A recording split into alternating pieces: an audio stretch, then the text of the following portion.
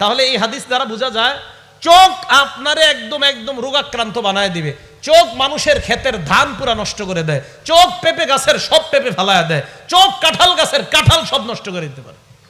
না হয় এমন বদনজর লাগবে, ফুটফুটে একটা সন্তান দেখবেন হঠাৎ একদম চিকন হয়ে চ্যাংরা হয়ে শেষ হয়ে যাওয়ার উপক্রম হয়ে যায়। এই আসমা বিনতে উমাইস রাদিয়াল্লাহু তাআলা আনহার সন্তানদেরকে নবীজি তাকাইলেন, তাকানোর পর বললেন, মা আলী আরা আজসামা বানি আখিক দারিআতান। আল্লাহর নবী বললেন, ও আসমা, আমার ভাইয়ের সন্তানগুলার কি অবস্থা? তারা এত শুকায় গেছে কেন? তুসিবুহুমুল হাজা, না খাইতে না খাইতে আমার ভাতিজারা কি শুকায় গেল নাকি? হযরত জাফর হলো আমাদের নবীজির চাচাতো ভাই। সেই হিসাবে নবীজি বললেন, আসমা, আমার এই চাচাতো ভাইয়ের ছেলেগুলার এই অবস্থা কা? তারা কি না খাইতে না খাইতে শুকায় গেছে নাকি? এমন অবস্থা কা? দেখেন, মন দিয়ে শোনেন। নবীজি বললেন, এদের শরীর বাড়ে না কেন? এমন চিকনা কেন? শুকায় গেছে কেন? হযরতে আসমা জবাব দিলেন, লা ইয়া রাসূলুল্লাহ, খাদ্যের কোনো অভাব নাই।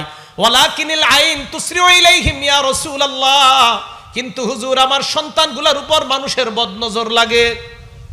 কি লাগে? হুজুর, মানুষ খুব দ্রুত আমার সন্তানগুলোকে বদনজর দেয়। আল্লাহর নবী কয়, ইরকিহিম, তাদেরকে ঝাড়ফুঁক করবা। তাহলে এই হাদিস দ্বারা বোঝা যায় চোখ আপনারে একদম একদম রোগাক্রান্ত বানায় দিবে। চোখ মানুষের ক্ষেতের ধান পুরা নষ্ট করে দেয়। চোখ পেঁপে গাছের সব পেঁপে ফালায় দেয়। চোখ কাঁঠাল গাছের কাঁঠাল সব নষ্ট করে দিতে পারে। তো রাসূল আকরাম সাল্লাল্লাহু আলাইহি সাল্লাম বললেন, আসমা, তোমার সন্তানদের কি হয়েছে? কয়, হুজুর, এদেরকে চোখ বদ নজর এদের উপর খুব বেশি লেগে যায়। নবী কয়, ঝাড়ফুঁক করো। 4 নাম্বার কথা, ইবনে মাজা কিতাবের নাম, হাদিস নাম্বার 3509, 3509। হ্যাঁ, এটা মন দিয়ে শোনেন। মাদ্রাসার হুজুর যারা আছে তাদেরকে বলবো, এলাকাবাসী যারা আছেন তাদেরকে বলবো, মাদ্রাসার ছাত্র যারা আছেন তাদেরকে বলবো, এলাকাবাসীও শোনেন। আপনারা মাঝে মাঝে সন্তান গোসল করায়া বারান্দায় দাঁড় করায়া দেন, রোদ্রের মধ্যে দাঁড় করায় দেন। সন্তান ডারে উঠানের মধ্যে ছেড়ে দেন, তার শরীরের দিকে অন্য মানুষ তাকায়। এরা ভালো করে শোনেন, সন্তানের শরীর যারা অন্যের সামনে খোলা রাখেন, অথবা আপনারা বয়স্ক যারা, আমরা বয়স্ক যারা, আমরাও যারা পুকুরের মধ্যে সবার সামনে গোসল করি, খুব সতর্ক হয়ে গোসল করা দরকার। শরীরে গামছা রাখা দরকার। কেন দরকার? হাদিসটা শোনেন। ইবনে মাজা 3509 নাম্বার হাদিস। নবীজি সাল্লাল্লাহু আলাইহি সাল্লামের জামানায় এক আশ্চর্য ঘটনা ঘটছে। কি ঘটছে? আমির ইবনে রবিআ, বলেন তো নামটা কি? আরেকটা নাম মনে রাখবেন, সাহাল ইবনে হুনাইফ। কি নাম? সাহাল ইবনে হুনাইফ। তো এই সাহাল ইবনে হুনাইফ গোসল করতেছে। মাররা আমির ইবনে রবিআ বিসাহাল ইবনে হুনাইফ রাদিয়াল্লাহু তাআলা আনহুমা। আমির ইবনে রবিআ সাহাল ইবনে হুনাইফের পাশ দিয়ে অতিক্রম করলেন। অতিক্রম করার সময় ওয়াহুয়া ইয়াগতাসিলু, সাহাল ইবনে হুনাইফ গোসল করতেছিলেন। সাহাল ইবনে হুনাইফ দেখতে বড় সুন্দর। সাহাল ইবনে হুনাইফকে দেখার পর আমির ইবনে রবিআর বক্তব্যটা ছিল এমন, লাম আরা কাল-ইয়াউম ওয়ালা জিলদা মুখাব্বাআতান। সাহাল ইবনে হুনাইফকে গোসলরত অবস্থায় এত সুন্দর আমি দেখলাম, এমন সুন্দর শরীর কোন পর্দার আড়ালের নারী কেউ দেখি না। কি বলল? আমির ইবনে রবিআ বলল, সাহাল ইবনে হুনাইফ এত সুন্দর ছেলেটা, এত সুন্দর তার শরীর, পর্দার আড়ালের কোন নারীও মনে হয় এত সুন্দর না। আমির ইবনে রবিআ বলল, ফামা লাবিসা আন লুবিতা সাহাল ইবনে হুনাইফ। বেশিক্ষণ হয় নাই, সাহাল ইবনে হুনাইফ বেহুশ হয়ে গেছে। তাড়াতাড়ি আল্লাহ নবীর কাছে নিয়ে যাওয়া হয়। আল্লাহ নবী কি বললেন, ইয়া রাসূলুল্লাহ, তাড়াতাড়ি আপনি কিছু একটা করেন। নবীজি কয়, কি হইছে? মান তাত্তাহিমুনা বি, তোমাদের কাদেরকে সন্দেহ হয়? কাকে সন্দেহ হয়? সাহালের উপর কারো বদনজর লাগছে বলে কি তোমাদের সন্দেহ হয়? কয়, জি হুজুর। কয়, কাকে? কয়, আমির ইবনে রবিআকে আমাদের সন্দেহ হয়। নবীজি কয়, ডাই কেন? আমির ইবনে রবিআকে আল্লাহ নবী ডাকছেন। ডাকার পর আমারহু আইয়া তাওয়াদ্দা, আল্লাহ নবী তাকে ওযু করতে বললেন। ওযু করার পর ইয়াগসিলু ওয়াজহা, চেহারা দৌত করাইলেন, হাত দৌত করাইলেন, পা দৌত করাইলেন। ওয়া দাখিলাতা ইজারিহি, এবং ভিতরের গুপ্ত অঙ্গ এটাও ধৌত করাইলেন। কাপড়ের ভিতরের গুপ্ত অঙ্গটাও ধৌত করাইলেন। সুম্মা আমারহু আইয়া সুব্বা আলাই, এরপর নবীজি বললেন অতিরিক্ত, কেউ কেউ বলেন যেই পানিটা ছিল সেটা, আবার কেউ কেউ বলেন না, যেটা দুইছে ওই পানিটাই। আইয়া সুব্বা আলাই, যার উপরে বদনজর লাগছে তার উপর ছিটায় দাও।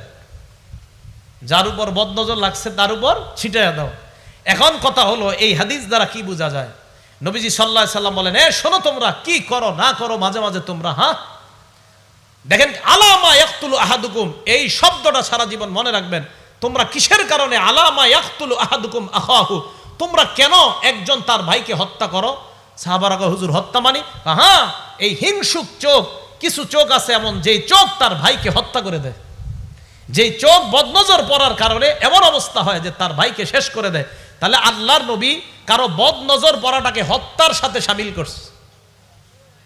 আলামা ইয়াকতুলু আহাদুকুম আখাহু, তোমাদের কেউ তার ভাইকে কেন হত্যা করো? নবীজি বললেন, ইজা রাআ আহাদুকুম, তোমাদের কেউ যখন কাউকে দেখে, মা ইউজিবুহু, যেটা তার কাছে ভালো লাগে, ফালইয়াদউ লাহু বিল বারাকা, ওই সময় যেন সে তার জন্য বরকতের দোয়া করে। কাউকে যখন দেখবো আমরা, সৌন্দর্যতা যদি চোখে আসে, মাশা আল্লাহ, মাশা আল্লাহ, এই দোয়াগুলা করব। এখন এলাকাবাসী যারা আছি, আমাদের জন্য করণীয় কি? দোয়া তো আমি আপনি হয়তো করলাম যারা জানি, কিন্তু যে জানে না সে তো দোয়া করবে না। তার চোখ যদি আপনার ছেলের উপরে লাগে তাহলে কিন্তু বরবাদ হয়ে যাবে। এই জন্য বাচ্চাদেরকে সবার সামনে গোসল করায়েন না, বাচ্চাদেরকে গোসল করায় সবার সামনে রোদ্রে দাঁড় করায় দিয়েন না।